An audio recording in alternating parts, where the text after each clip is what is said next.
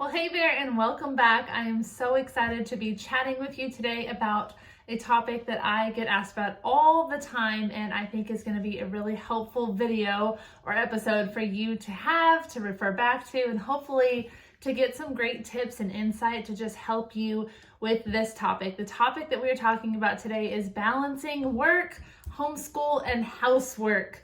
For those of you who don't know, my name is Brooke, obviously, and I am a homeschooling mom of 3 boys, ages 9, 7, and 5. So we have a 4th grader, a 2nd grader, and a kindergartner.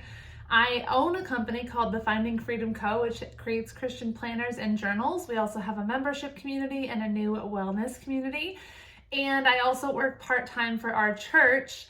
And so my schedule is full. I have a whole home to take care of. I don't have a whole lot of help because we're a military family. And so I understand what it's like to try to find a balance between working and homeschooling and housework. And I am here to bust the myth that it's not possible and give you some practical tools and tips that will help you in finding some sort of balance. And I use that term loosely, but some sort of balance in your day if this is kind of a bit of what you're facing in your life as well. So I say that I use the term balance lightly because I know that there is no such thing as actually a balance. So there is always going to be an ebb and a flow. There's always going to be something that's getting more of your attention and something that's getting less of your attention. There's not always this equal balance, this equilibrium of where everything is just all at the same level and you're mastering it all and you just feel on top of the world. I'm just here to tell you, I've never experienced that. If I feel like I am on cloud 9 with one thing, I feel like I'm struggling a little bit in another thing. And so for a prime example is just kind of what I'm facing right now in my life. I feel like right now I'm doing some great work with the work that I do. I feel like my kids and I are thriving in homeschool. But I feel like my marriage, not that we're like in a season of struggle, but my marriage is kind of like not thriving. And I say that loosely and I don't mean that to sound any type of way. I hope my husband doesn't listen and he's like, I didn't know we were struggling. But our marriage, like we just don't have a lot of time. At the end of the day, when the kids get home from sports and we're trying to spend some time together, we're both tired. We're both just depleted and trying to pour that time into one another, and we are very intentional with that, but we're tired. And so again, I'm just giving you a prime example, real life, of the balance of things. So not everything is always going to be just even and you've got it all figured out. There's always something that's higher or lower on the totem pole. And right now in this specific season with the sports that my kids are in and things like that, that's just where we're at. Now, in a few months, when the sports season is over, we're going to have more time for my husband and I to not be so tired because we're not racing around doing things. And so our marriage will kind of take a higher priority in that season. And it's not that it's not a priority now. I feel like my words are just a little bit off today, so this video is going to be great. But yeah, so I just want to encourage you that there's never a true balance. There's always just ebbs and flows. You're just trying to figure things out. But what I'm here to share with you today is there is a way to feel like you have a plan and to kind of work that plan in a way that makes you feel like you're a little bit more in control. Now, we all know that God is in control. You guys know that I'm a Christian, that I have a strong faith in Him, and I know that ultimately He is always in control. He is always working, and there's nothing that I can do that's going to change His plan or His ways. And so I'm not saying that I have control over Him, but I have control and I have consistency and commitment and dedication in what it is that I'm doing every week because I have a plan, I have a structure that I'm following, and that's what I'm going to share a lot with you today for this video. And so I'm just excited to chat about this, and I'm going to dive right in. So part number 1 of this is to kind of look at the big picture, the overarching view of what it is that you are doing. So the truth is that being a homeschooling mom is important, working is important, and taking care of the house is important. So these are all 3 really big, important tasks that we're all pursuing, right? But the thing that we need to remind ourselves of is it's not going to look perfect every single day. We're not going to have the perfectly tidy home and the incredible professional career and have the smartest kids on the block. Like, it's just something is going to not work all of those 3 together. And so not everything needs to be perfect, but not everything needs to be perfect every day either. So we can craft this wonderful plan, this wonderful system, And then it can go to heck in a handbasket and be completely different the next day after you've planned it all. And so I don't want you to listen to anything that I share and think, well, I don't ever succeed in that. I create the plan and then everything falls apart. You're not alone in that, and it's going to be okay. You just have to continue to work towards what does work for you, to find the systems, to find the routines that do work for you. And so for me, I've just really learned to focus on what matters most every single day. And some days that looks a lot different than what I planned, or it looks a lot different than I thought it would look. And so for instance, this week, I'm giving all the real life examples today, I guess. This week I had a great plan. I had a whole schedule of how my day was gonna look. I planned it all out in my Finding Freedom planner, and I was ready to go. And then Monday came, and our staff meeting at church is usually on Tuesdays, and they changed it to Monday. So I was like, that's okay. We're just gonna swap some things, some tasks that I have going on for my normal work block. We'll move homeschool. No big deal. Did that. And then Tuesday came, and then Tuesday, what happened on Tuesday? Oh, I didn't get all of my stuff at church done. The things I needed to get done for church, I had to get done still. So then when I was planning on working on podcast episodes and videos for YouTube, I had church work that still had to be done, and there was deadlines for those things. And so I had to get those in. And so on Tuesday, I didn't get the podcast episodes recorded that I wanted to get recorded. And then Wednesday is today. So I had plans today to edit things, but I haven't recorded things. So here I am recording them. And so that's just a prime example of me moving things around. Homeschool's been moved around. My work stuff has been moved around.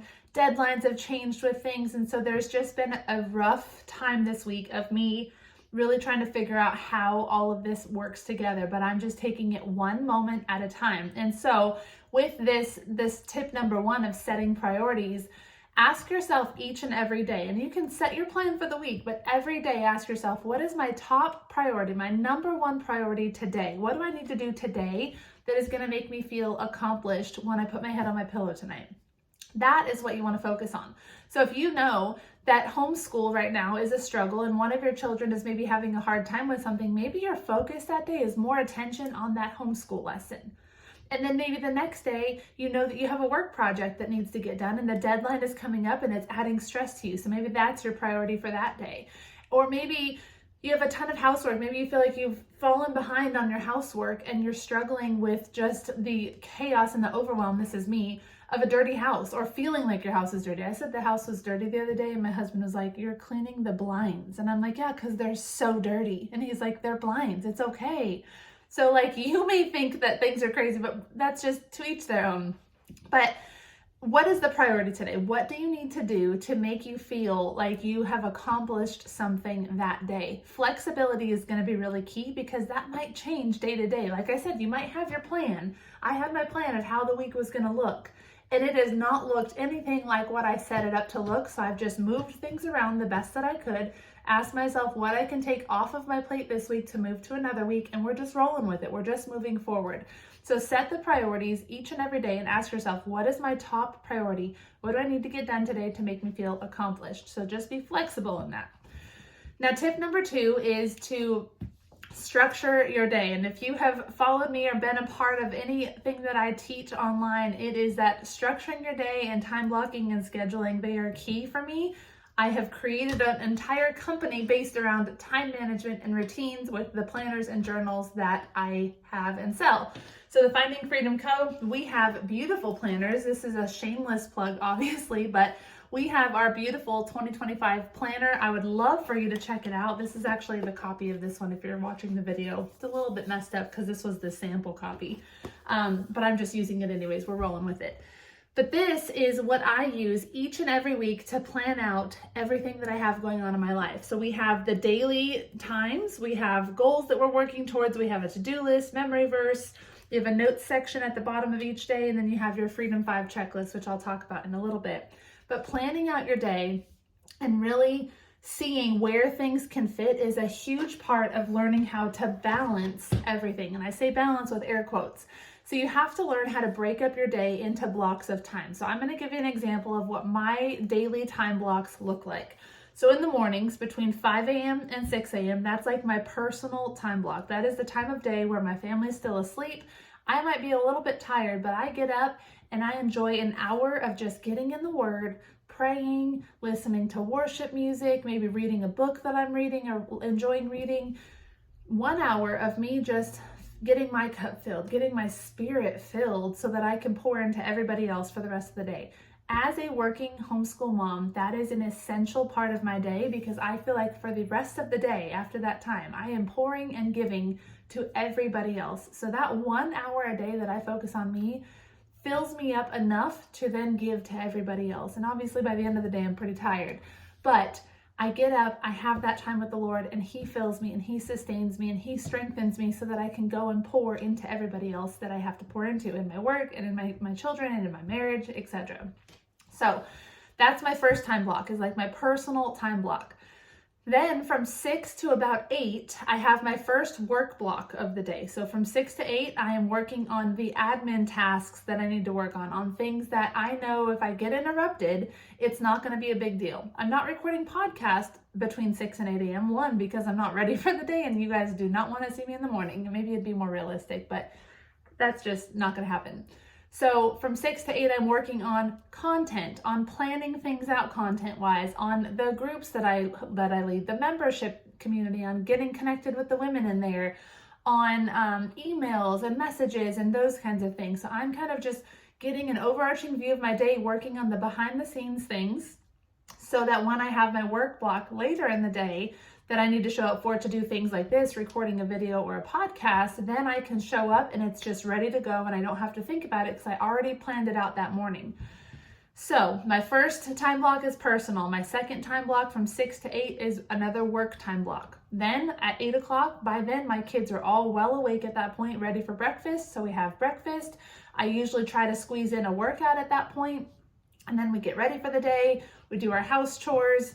And then we start school by 9 o'clock. And so we have our 8 to 9, I would say, is our like family block where we're just kind of like getting things ready for the day.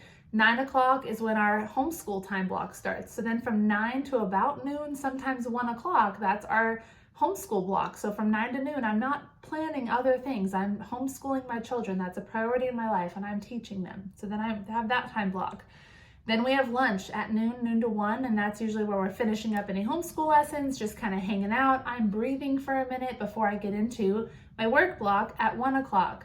So then from 1 to 3, I'm usually working again for another 2-hour time block, sometimes 1 to 4, depends on my workload for the week.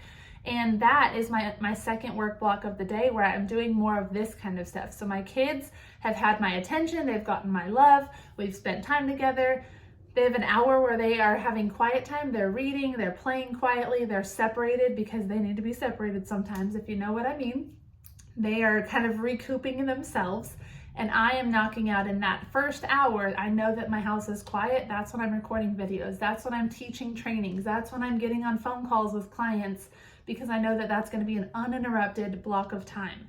And then those next 2 hours after that 1 hour is when the kids are awake. They are allowed to watch a TV show. They can play in the backyard where I can see them. They're able to go do things where I can kind of monitor, but I'm still working and they know mom's working. We try not to bother mom. That's not always perfect, but that's just ideal, you know. So then I have my work block until 3 or 4 o'clock, and then after I'm done with work, then it's back to family mode. So now I have my family block for the rest of the evening. And so from 4 to 5, I'm cooking dinner. 5 to 6, we're eating dinner. 6 and on is sports or family time if we're hanging out at home. And that's kind of the end of the day for us. And then after the sports, we come home, get everybody in bed, and then my husband and I fall on the couch and we're exhausted because we've just had a crazy busy day of work and school and kids and all the things. But it was all great because we had a plan. We went into everything with a priority set, with intention, with passion and excitement for the things that we get to do, because we knew what we were showing up to do in each of those moments. And so it's really important to establish those time blocks and that schedule of what your day looks like. If you're really struggling with balance, I promise you, if you can set time blocks and then in those time blocks start to put the tasks that you need to get done, it will make your entire day feel better. Because what happens is we have these tasks in our head, we have all these to-dos, all these things overwhelming us, and then we're like, oh my gosh, I just don't know how I'm going to fit it all in. But if you take your to-do list and you say, okay, I need to make a doctor's appointment today, boom, that's in my family time block. I need to go over a reading quiz with my son. Boom, that's in a homeschool block. I need to work on this work project. Boom, that's in one of my work blocks. I need to clean the bathroom today. Boom, that's in the house chore work block. Like, you just have a plan. So if all of those things that are going on in your head that you're feeling overwhelmed with, you take them, you brain dump them on a piece of paper. And I've talked about this in a previous episode that's like, I think it's titled something like How to Schedule Your Day Step by Step. Great episode for you to really understand how this process works. But you take your list, your whole to-do list, and then you plug it into your schedule, into the appropriate time blocks. And that will help your to-do list to not just be this running list of overwhelm, but instead this running list that has a plan. You execute the plan, you complete your to-do list, and then you feel great because you accomplished it. So that time blocking and scheduling is key. And the next tip. So step number 3, or tip number 3, is kind of how I stay productive. So if I could figure out how to do this, for those of you watching this on YouTube, I'm going to try and put up a screen recording of what this looks like. But I use a task management system called Asana, Asana. And I'm a huge fan of this to help me stay organized, because it helps me to really, one, I color code everything, and I'm sure you've heard me talk about that. I have a bunch of erasable pens that I use for my planner, so I have different colors. I have green for church, blue for my business, purple for family, pink for me, red for military, my husband's stuff, and black for like house chores and things like that. But I have a color code system in my planner. But then I also, when I sit down to work, I don't necessarily write out my work tasks in my planner. I just have a work block planned.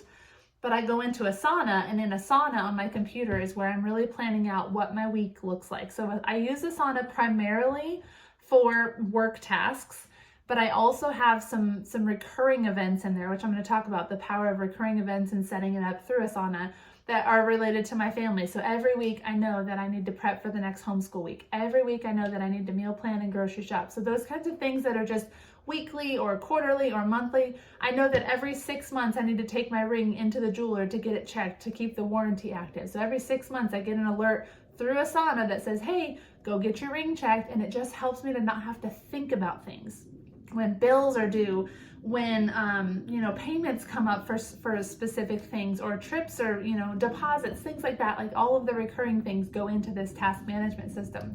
And so in this system I have color codes of what each category is. So again, I match the color codes to what I use in my planner. So green is church, blue is my business, purple is family, pink is for myself, yellow I use for social media, so I'm planning out my social media content. I have another pink one for YouTube content. The podcast is gray, and so I just have like a project for each of the areas of my life that I need to show up. And then I take those tasks, I use the calendar view for the week, and I set the tasks up for the week. So I typically will filter it where it shows the month, and I can move my tasks around for the month and show what I have going on each day, so that when I show up to get work done, I know exactly what I'm showing up for. So for example, if I know that I need to record episodes for the February podcast, for the podcast for February, I need to have the episodes mapped out. So every month I have a task that's recurring in the color of the podcast, the gray podcast color, that says, choose next month's topics. And then the next one, the next thing says, write 1 script, write 2 scripts, write 3 scripts, whatever that might be for the podcast. And so I have these tasks that once I check them off, it's recurring. So then it just goes into the next month and shows up, so that I know when I show up again at the end of next month, I'm going to record another I'm going to plan out the next month's episodes. And then the next day I'm going to write the scripts. And then whatever day I'm going to record, I'm going to record. And I map things out that way so that I have a view of what I need to get done at any given time. And this is for all of my different jobs. I have, like I said, I have my home planner business, and then I have my job at the church, and then I have homeschool, and I have a YouTube channel and a podcast. And so I keep all of this organized through Asana, and it really helps me to just navigate the to-dos that I have going on. I set up the recurring tasks, and I really try to stay focused on what those things are. I don't overschedule each day. I try to really be mindful of what I can actually accomplish in a day. And if I find myself overscheduling myself, like I did this week with my church tasks, Monday I wasn't able to complete them all. So then Tuesday I had some overflow that went into Tuesday, which moved things on Tuesday over to Wednesday. So I just kind of moved things over. I'm not trying to overwhelm myself and bombard myself with tasks constantly because I only have a certain amount of time in my work blocks. So with Asana, you can break down projects. So you can create a project and put it at the deadline. So say the deadline for your project is March 31st. In that project, you can then create subtasks, and those subtasks will also have due dates. And so I might say for the podcast, for example, I'll just use that. So for one podcast episode or a YouTube video, I need to write the script, then I need to record it, then I need to edit it, then I need to upload it, I need to add graphics, and then I need to post about it on social media. So 6 tasks within one big task. And so what I do is I have the big task. I know that the video or the YouTube is going to go out on Tuesday. So then I backwards plan and I say, okay, when am I writing the script? When am I recording? When am I uploading? Map it all out in Asana so that you can see, and then it's less overwhelming to record a podcast because I know that I'm going to record on this day and I'm going to edit on this day, and I don't have to worry about it because it's already planned out for me. And again, you can set up recurring tasks to do those types of things. So breaking down the projects is huge. What else do I do with it? I set up the recurring tasks like getting the dog groomed, setting up the different tasks for bills that need to be paid. And then I can even set reminders for time-sensitive deadlines. If I have a commitment that I know that I set and I have it in this planner or maybe on my phone, I might not think about that when I'm scheduling in Asana. So I put those time commitments into Asana as well. So I know, for instance, Thursday, I have a membership community call for my Finding Freedom Co membership. And in that membership, the call is at 1 o'clock. And so I want to put that in Asana so that I'm not scheduling myself to record podcasts or do all of these tasks in my whole work block on Thursday, because I'm not going to have time for that. I'm going to do the 1 hour call and then I'll have an hour or two after to do some smaller things. But I'm not going to want to record a podcast after I've just done a live call. And so those kinds of things you think about, but you see it all in one plan and it helps you. You can do the same thing in your paper planner.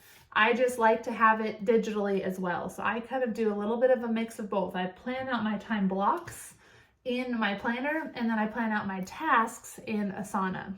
So Asana is a great tool. And then another tip I have with just staying productive and like tools and apps that help me is setting a timer. So I know myself, I love to work. I love to set goals and to work really hard to achieve those goals.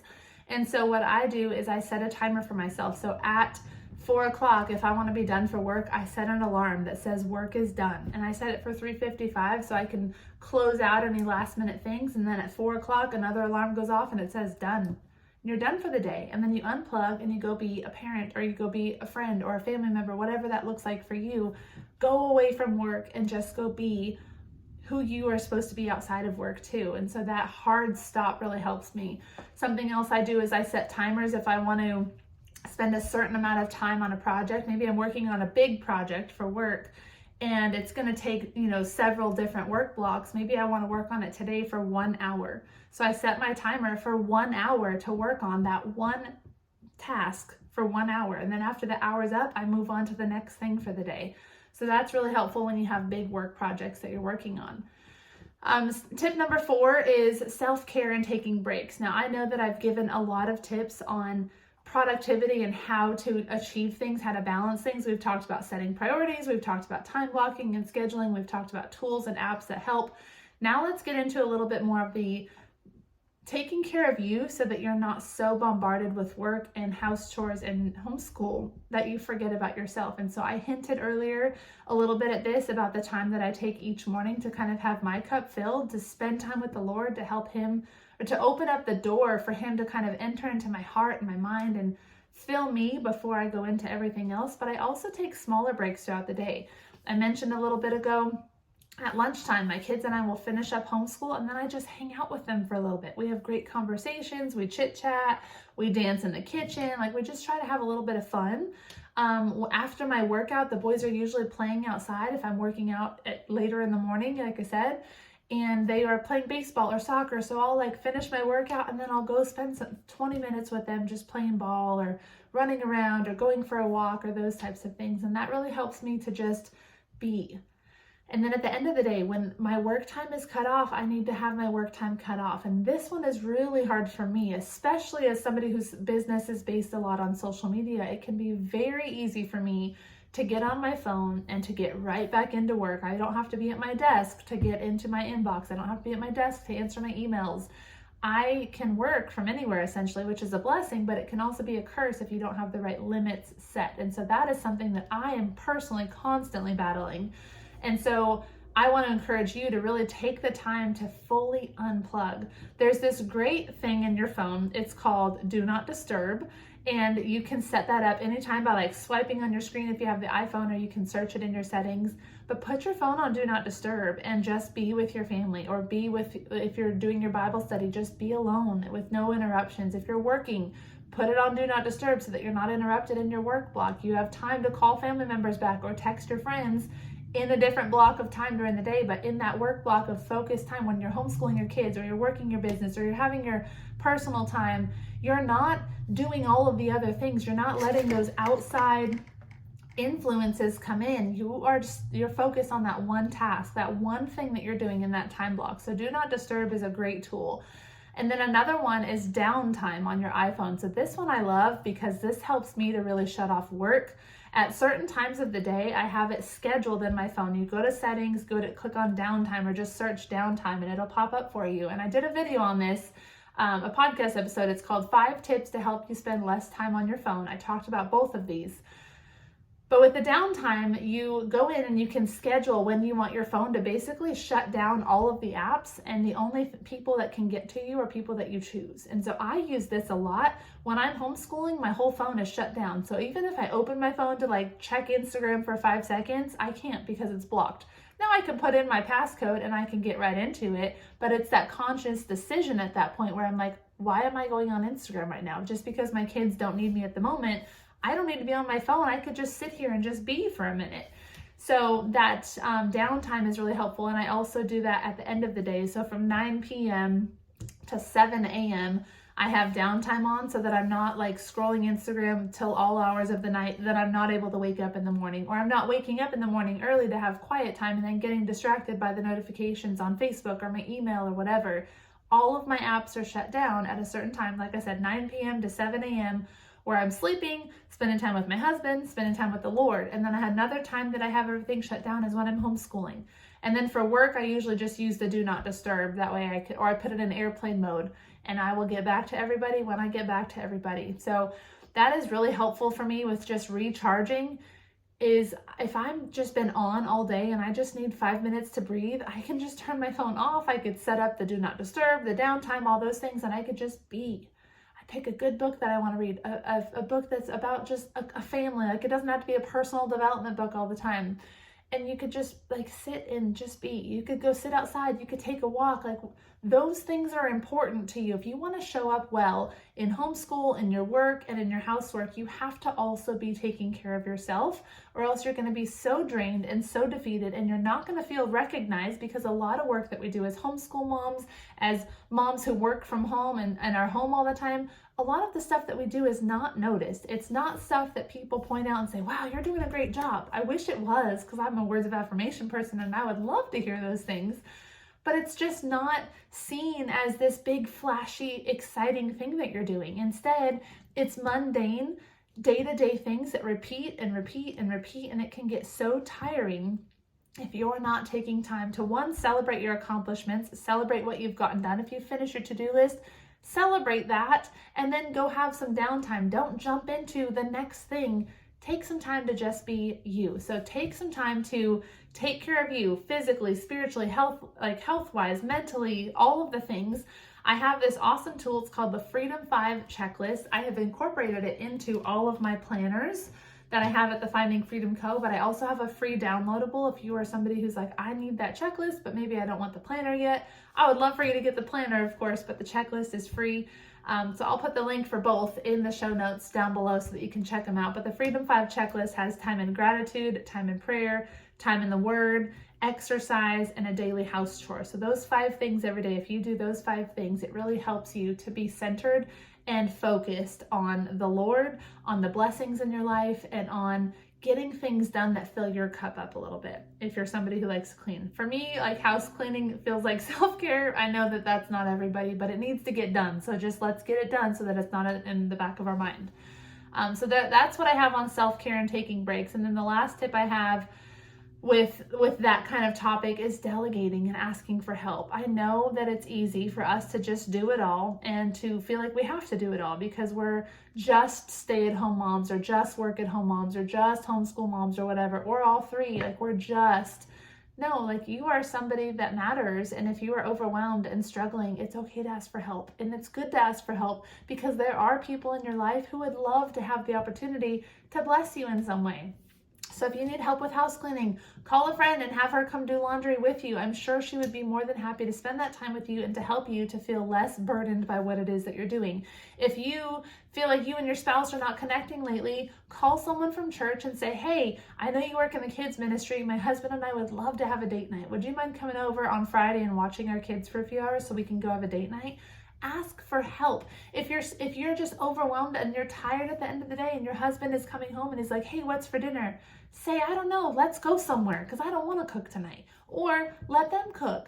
Ask for help. Don't take everything on you. And I'm talking to myself in this too because I am the worst with it. Ask for help. There are people that want to bless you, that want to help you, and you are blocking that blessing if you're not asking them or allowing them when they offer to help you in those ways. And then finally, just finding your balance. To wrap it up, it's not about doing everything perfectly. And I talked about this in the beginning. It's going to feel like you want to show up and you want to do everything perfectly and you want to be intentional and use the tools and have the perfect schedule, the perfect plan. It's not going to be perfect. Nothing is ever perfect. The only perfect thing that ever walked this earth was Jesus. And I'm sorry, but you're never going to be him. I'm never going to be him. So what we can do is give our best to the thing that's right in front of us at the moment that it's right in front of us. So if you're sitting in your personal block of time for the day, be present in that moment. Be all there. And then when you're in your homeschool block, be all there in that homeschool block. When you're in your work block, be all there in your work block. When you're doing the house chores, be all in the house chores and thanking God for the opportunity that you have to get to clean your house. That will change your perspective on every house chore. I promise you, to have a home to have to clean is a blessing. We get to do that. We don't have to do that. There are so many people that would love that. And they don't have it. We do. We have a family, we have a job, we have a house. Those things are gifts, they are blessings. And if we look at them that way and we focus intently on those things instead of on the burden that they can feel like, your perspective will change in everything and you will show up differently for all of it. And so just remember that it's really key to show up, to do your best, and to keep going. And when the days feel hard, ask for help. There will be somebody that will help you. And if anything, ask for prayer. If you need prayer, if you're watching this video and you are just feeling overwhelmed and you're like, Brooke, you're speaking right to me. I need to apply these things, but I just feel so overwhelmed. Comment below. Just say, I need prayer. And I would love to pray for you. I would love to continue to pray for you and encourage you. You're not alone in this. You're not alone in feeling like you can't balance it all, because you can't. But what you can do is take each moment that you're given and give your best and know that that was the best that you had, and that's it. That's all there is. And there's nothing more you can do with that. And then God will do the rest. So I hope this video has been helpful. I hope that you feel encouraged, that you feel inspired. And again, if you like this video, please make sure to leave a rating, a review, a comment, like, subscribe, all those things. If you want to see more content like this, when you do those things, it helps me to know to continue to produce more stuff like this. So thank you for being here. I am praying for you. I am rooting for you. You are doing an amazing job. Don't doubt yourself and keep going. Bye, guys.